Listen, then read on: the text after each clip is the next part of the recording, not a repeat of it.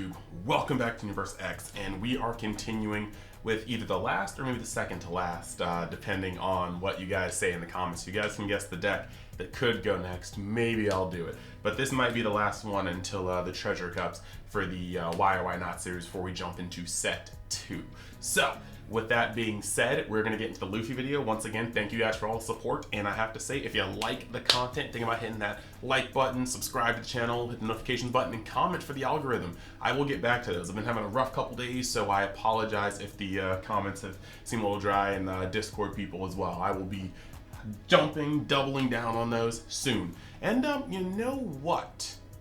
Yeah, I think this time, because it's the first time, right before we get into the meat and potatoes of this video, I'm going to drop something actually for you guys, and that is a sponsor. And that's going to go up right now. So let's talk about our sponsor, Mystic TCG, your one-stop shop for all of your trading card game needs. On their site, you can buy or pre-order starter decks, boxes, even cases, as long as you try to give it about 3 to 4 months ahead of time for the pre-orders, because sometimes the product's a little too hot to keep on the shelves. If you want singles, you can go over to their TCG Player website where you'll find nothing but product and great reviews. And if you even want to sell your collections, just hop on over to their Facebook page and message them directly, and you get a price worked out for you, best bang for your buck. And you know what? While you're here, let me throw you a little something extra. If you want 5% off of any purchases made on the site, make sure you use the link in the description, or at checkout, use the code WORSTGEN. That'll be on the screen as well, and I hope you find something you like with Mystic TCG. Yeah, I hope that wasn't too bad for you guys. Mainly because that's probably going to be in like every video. Not at the beginning, maybe in the middle, maybe at the end, we'll see. But yeah, that's that. They are going to have that affiliate link for us. You can just go over there. What is code word WORSTGEN? You'll probably have to find out after Treasure Cup, and I'll leave that for later. So, in this video, as you may have suggested, or known, I definitely used the wrong word there, we're talking about Luffy. This is starter deck Luffy, and he is one of the first, I actually used the first like leader really revealed. But you guys should all know his effect by now. On your turn, once per turn, you can put a Rested Dawn underneath a leader or a character card you control. Now, this is interesting because, of course, the starter decks are going to double up on the colors of the leaders, and generally there's a better one and a worse one. For instance, Dofi is almost seen as universally better than Crocodile. King is seen as universally better or worse than Kaido. And then even in green, Kid is almost universally accepted as better than Oden right now. So with all of these leaders from the starter decks, you normally have a one or the other type vibe. However, lots of people have been seeing that while Zoro is also probably the most represented deck in the game, leader-wise, Luffy actually puts up just as many top cut spaces once the game started to settle out. And there's a reason for this. In contrast, a lot of this video is going to contrast two leaders. It's not just about one. Zoro, his ability, being able to put a Dawn underneath him in order to pump up every character on your board by 1k, he is going to make use of your board going wide. You have 5 4Ks, put a single Dawn under Zoro, they are all 5Ks that can all go neutral.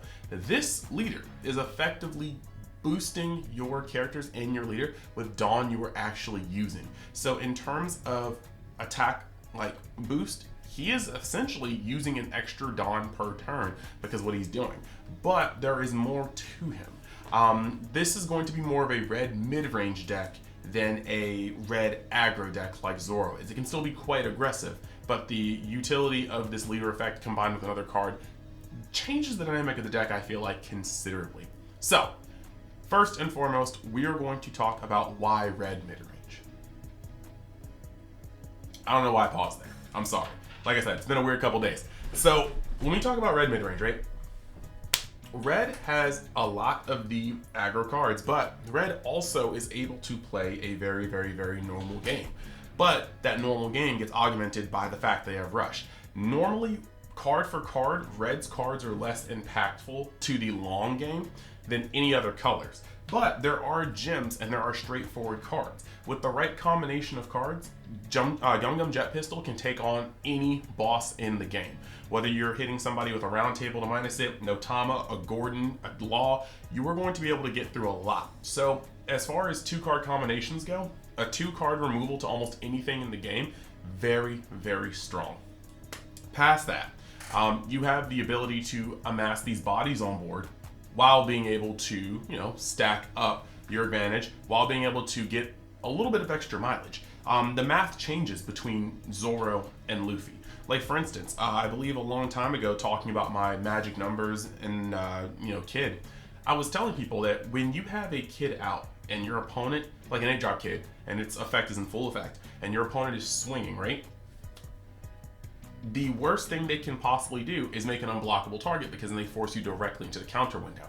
However, if they have no Luffy on board, or don't have something big they can Diablo Jambe, the worst they can do is hard cast a Luffy for 5, put 4 Dawn underneath him to bring him up to 10k, and then put a Dawn under Zoro to turn him into an 11k, which gets broken by simply playing 2 2k counters from your hand on top of your 8-drop kit. This deck automatically changes that up, because now you can use some of the rested Dawn on Luffy. You can play Luffy for 10, right? Or for 5. Put another 5 underneath him, making him 11k, but then use Luffy's effect to put the Dawn under him, arrested Dawn under him, making him now 12k. And that means that you now have to drop 2 2ks as well as a 1k. That's 3 cards from hand minimum to protect kid. And if the pressure has been put on you for most of the game, that's going to be where you kind of start getting hit in many, many bad ways. So let's actually go into the cards that make Luffy Luffy and see what you guys think on what could be the better red deck for the treasure cup. So some of these will be explained fairly quickly. Some of these will go into depth about, mainly because we've already gone over a lot of these cards, but some of their applications may be a little different. The biggest part that I want to talk about up front is this 1-drop Nami. Some people play her in Zoro.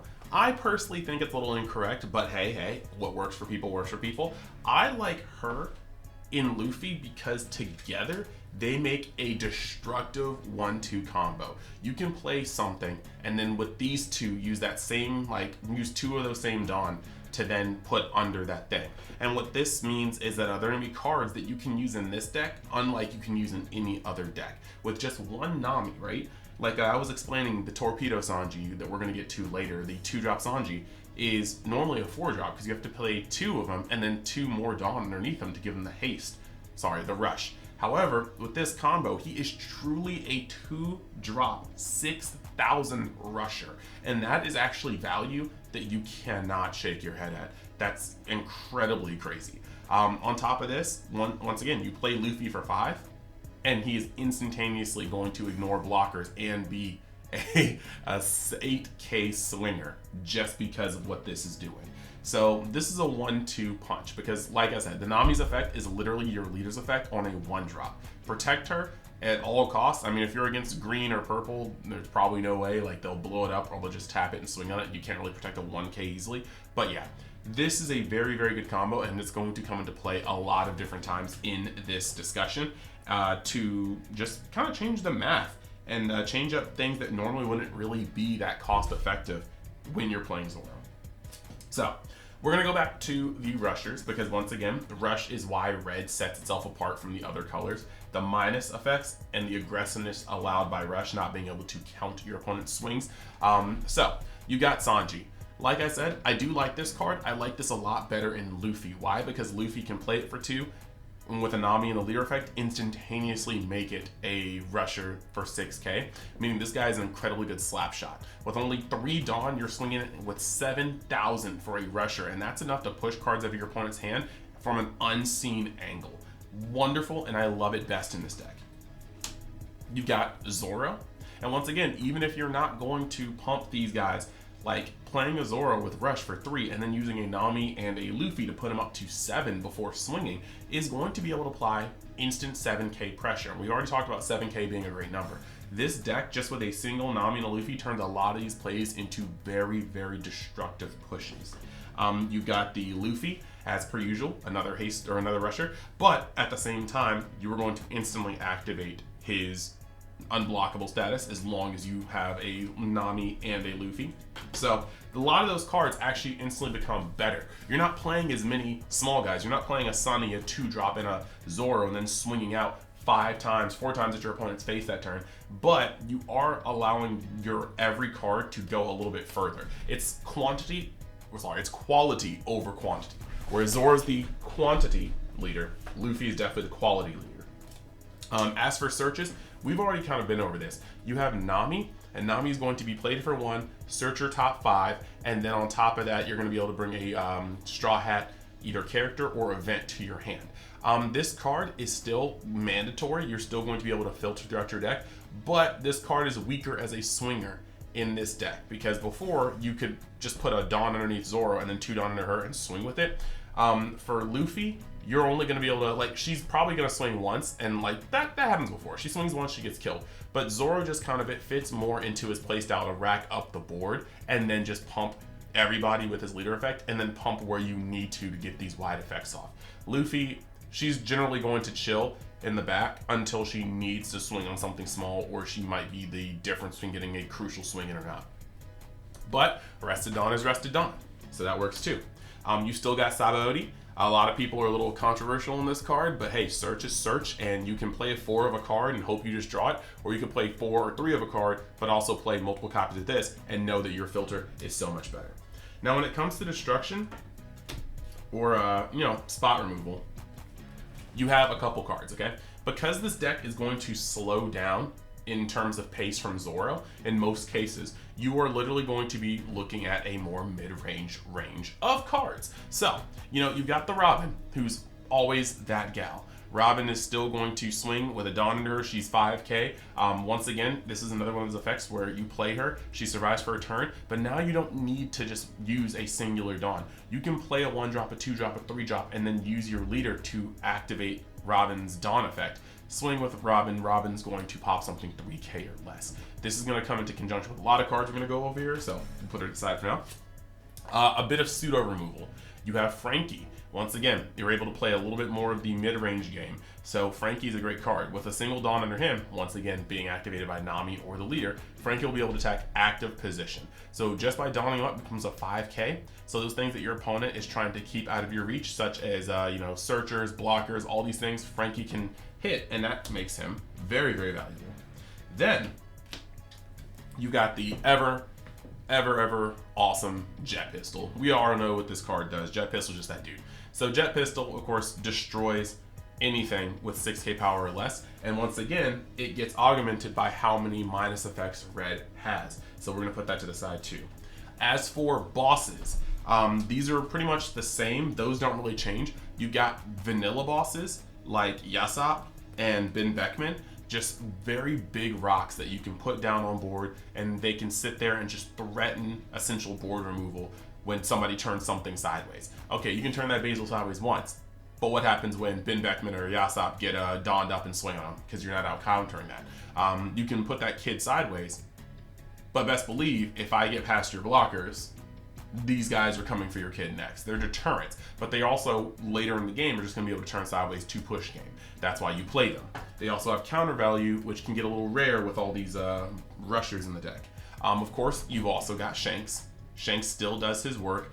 He has he costs more than those two, but he has the benefit of being able to have a 10k base body, which is very easy to defend with how many 2ks that you have in red. And on top of that, when he swings, he's going to ignore anything that has 2k power or less, meaning that killer blockers, 1-drop blockers, those things are out of the question. Black Maria, but that's another reason why you might run Kurazumi. You should be running more Kurazumi than Black Maria unless you max on 4. So there's that. And like I said, guys, if I'm going fast on these cards, it's because most of these cards have already been explained in the Zoro video, and I don't want a shameless plug, but excellent time to go back, check out that Zoro video, as well as all the other videos. They're all on a playlist, so this Treasure Cup prep is in a clean, concise format for everybody to view. Looking at these, right? What we have next are the minus effects. This is one of the biggest parts of Red, because not only are you making things easier to swing on, there are so many applications. If you're, and I'll go into like, when you're taking stats from something, right? You can put them under thresholds that other things can destroy. You give a 5k -2, and now it's a 3k, meaning you can then swing with Robin and pop it. You give a 4k blocker -2 or -3, putting it, like if you give a 4k blocker -2 or a 5k blocker -3, then it can no longer block Shanks. And that's actually something that's really, really funny. If somebody has a 4k blocker, guess what actually sits at all 10 of your Dawn? This does. You can literally play Shanks, and they're like, okay, I'm safe. Then play Otama, or if you wanted to, Gordon. minus something beneath the 2k threshold of Shanks, then you can still use one of your Arrested Dawn from your leader to make Shanks even harder, and then swing. Bam. You're going right under that blocker. Minus effects in red actually have so many good points of synergy. So you can minus 2k something for one, and then jet pistol it from 8k. You minus it from 8k to 6k, it's under jet pistol's threshold.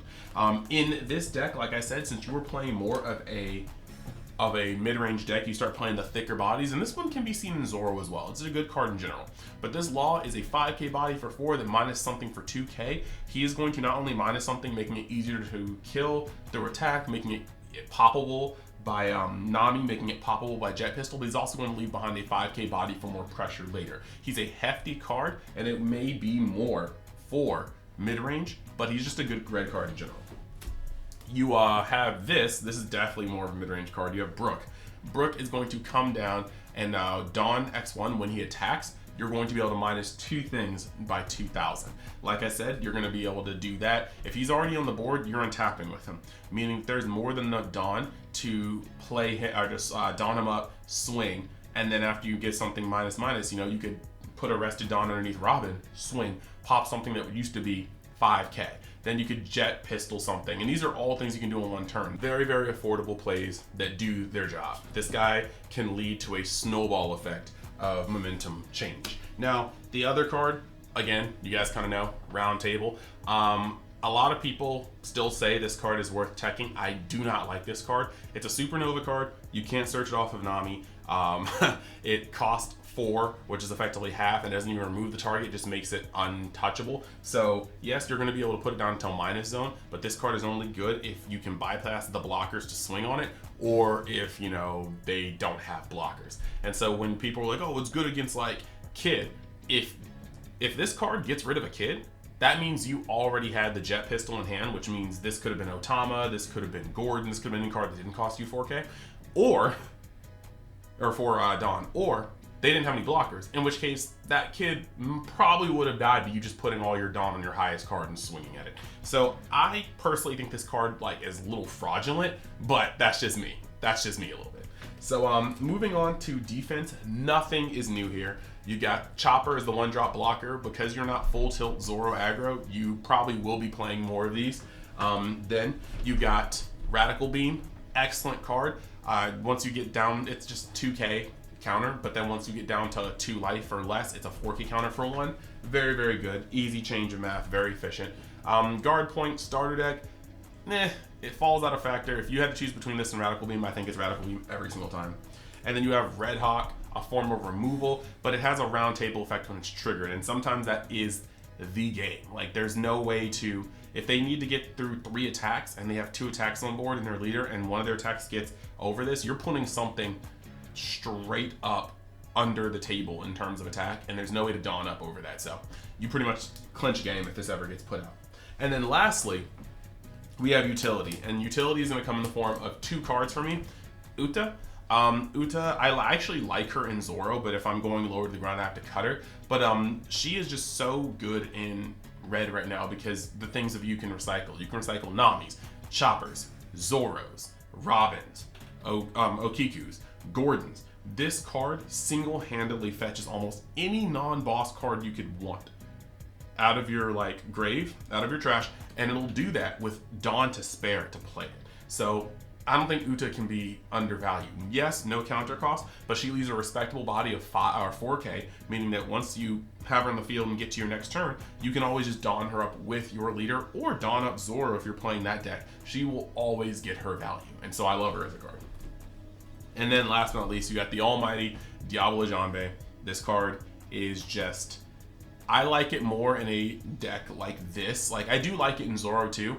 I like the idea of it in Zoro. Most of my builds don't include Diablo Jambe, but sometimes just being able to go through all the blockers and punch something in the face, or punch a player in the face, is just what you need to win the game. So despite me winning with red and not needing Diablo Jambe, I will never feel bad about seeing it in people's list. It's just that at 1, I feel like you're kind of playing with fire. Like, this is not a game where one-ofs are are very smart. But at 2 ofs, I feel like you're going to draw it in times you don't need it. So that's the part that always scares me about this. There's a lot of cards that I feel are in that category, where at 1, you just run the risk of never seeing it when you need it, but you add it in the deck because obviously you feel like you need it sometimes. But at 2, there are going to be times where you just don't need it, but you're seeing it and you're like, man, I wish this was another card. So with that being said, the question is, why Luffy? When it comes to red, all red has that aggression, all red has that rush. The difference though is that Zoro will normally spend its time trying to blow out all of your life and your hand advantage in the first few turns and then finish it off with something unblockable. Finish it off with a rush that you didn't see coming after you expended all your blocks and a lot of your hand. Whereas Luffy usually will employ more of the minus effects and board removal to press you heavily with the power of red while maintaining your board at a more, what's the word I'm looking for? At a rate that goes more along with its game plan. Luffy isn't exactly losing momentum by getting rid of your board. Its momentum is slower, but it has more effects that do its minus. It has the Robins. It has the ability to come in and kind of flip cards off the board as it's already pressuring you. Because of this, combined with the slower pace of the deck, it has a much better mid game than Zoro. Well, mid to late game, whereas Zoro has an early with a mid game finish in most cases. And that actually puts you in a much better position versus Kid. Legitimately, this deck naturally just runs a lot more ways that don't hurt its consistency to get rid of Kid off the field. You have more minus effects, you have cards that'll actually go through some things. And so you're going to be able to get rid of A-Drop Kid a lot better. So your green matchup is significantly better. Because you're red, you're still going to be able to put the absolute gas on Kaido. And so, yeah, you will have a decent Kaido matchup. Blue is still blue. And you might actually have a worse time facing Blue Purple Crocodile because you can't go as wide as Zoro. You can go a little taller, but not terribly taller. And you're giving that deck more chances to build up, hit you with crit, all these things, will banish. So Blue Purple Kaido may not actually be a very good matchup for you, just thinking about it in my head, because you are not going to press their hand as much as red normally would, but you're going to be trying to play in the same space that they love to get to. And you're still red, so you're not plussing. They will burn you out of a hand and proceed to put you in the trash can. So that is that. I think that Luffy is just as validated as Zoro to play at the Treasure Cup, and I would be surprised if I do not see Luffy topping. So with that being said, I want to thank you guys. Like I said, this is probably the last one. We can move on to set 2 very soon. Keep an eye out. We're still going to be doing more Dragon Ball Super videos and more Battle Spirit Saga videos. I should be going by my local game store soon and picking up the film red decks, and then being able to start a giveaway on that. So thank you guys. I hope you guys have a great day.